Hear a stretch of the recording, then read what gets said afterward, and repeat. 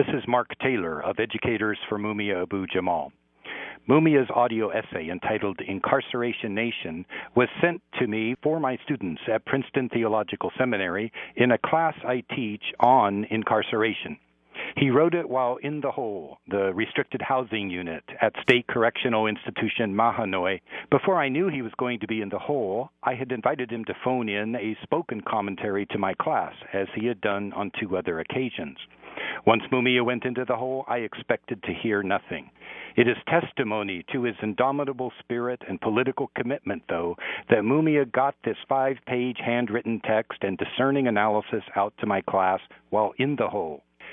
Then, on one of his first days out of the hole, he recorded the audio tape you were about to hear, only slightly altered from the handwritten text. I found this audio version in my online Dropbox as a surprise, he said. This was made possible also by the good efforts of Prison Radio's Noel Hanrahan. Again, this is Mark Lewis Taylor. Now enjoy this, another fine commentary from Mumia Abu Jamal. Incarceration Nation. Fellow students, Dr. Mark Lewis Taylor, I thank you all for this rare opportunity to join you, this time back on tape. For the first time in nearly 3 decades, I join you for the first time free from a death sentence, yet I write from the nation's only growing public housing population, its prisons. As Michelle Alexander, Angelo I. Davis, and a plethora of scholar activists have more than aptly demonstrated, we are in the throes of an imprisonment fever, holding millions of men, women, and children in shackles. It is what I call Incarceration Nation. As this is both an academic as well as a theological setting, I intend to share with you voices that may not necessarily be commonly heard or expressed here, but are vital to the mission of institutions such as these, as they arise from the very heart of black religious practice, albeit of various spiritual traditions. Indeed, the first is drawn from a uniquely artistic tradition, and is therefore a performance of a performance, so to speak. You'll understand more shortly, I bet. For the black preacher has been, since Africans arrived on these shores, the central voice of black yearning, black hope, and yes, black resistance to the system of white supremacy and racist terror against black life. Acclaimed black dialect poet Paul Laurence Dunbar, in his 1896 poem, An Antebellum Sermon, brings out the soul and the satire inherent in black life and the traditions of the black preacher. Thus, we is gathered here, my brothers, in this howling wilderness, for to speak some words of comfort to each other in distress. Now, El Pharaoh, down in Egypt, was the worst man ever born, and he had the Hebrew children down there wicked in his comb. So, well, the Lord got tired of his fooling, and says he, I'll let him know. Look here, Moses, go down to Pharaoh and tell him to let them children go. But for fear someone mistakes me, I will pause right here to say that I'm still a preaching ancient. I ain't talking about today. But I tell you, fellow Christians, things will happen mighty strange. Now the Lord done this for Israel, and his ways don't never change. And the love he showed to Israel wasn't all on Israel spent. Now don't run and tell your master that I was preaching discontent, because I isn't. I was judging Bible people by their acts. I was giving you the scripture. I was handing you the facts.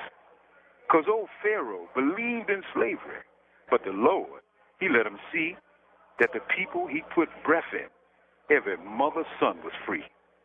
But when Moses, with his power, comes and sets us children free, we will praise the gracious master that has given us liberty, and will shout our hallelujahs and that mighty reckoning day when we recognize the citizen. Children, let us pray. Paul Laurence Dunbar mined the rich motherlode of black speech and oration to fund his poetry.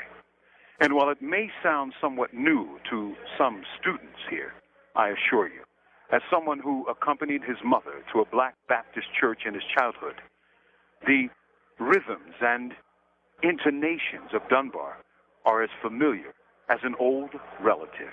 That said, it was penned over a century ago, and new deliveries, new attitudes, and even new religions were inevitable.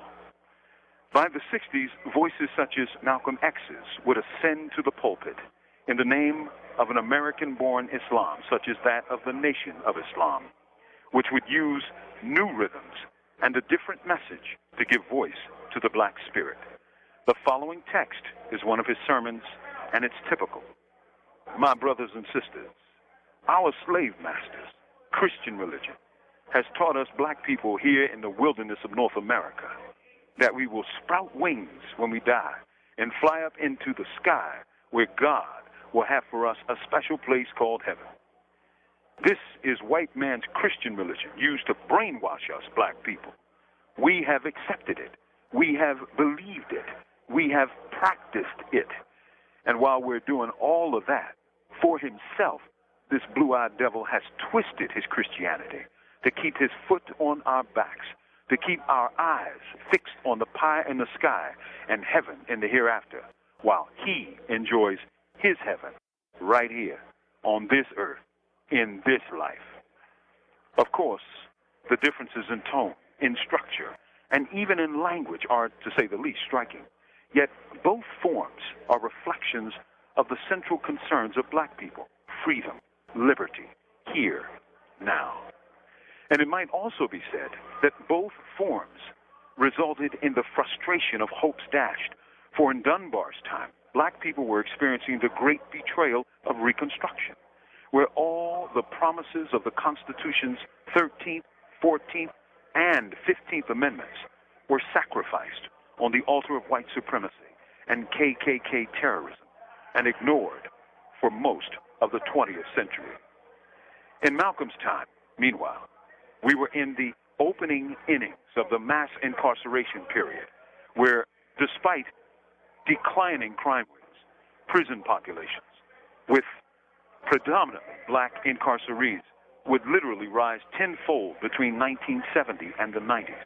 Little wonder that the tones would change until today, when we're in Incarceration Nation with millions behind bars. Malcolm knew something of this, for he did nearly a decade in prison, where he experienced his conversion to the Nation of Islam's teaching. I think that experience steeled him and made him the outstanding minister he would later become. It deepened and sharpened his critique. And yet, we're still in Incarceration Nation, the prison industrial complex, where prisons are America's sole remaining growth industry. I thank you. From Incarceration Nation, this is Mumia Abu Jamal.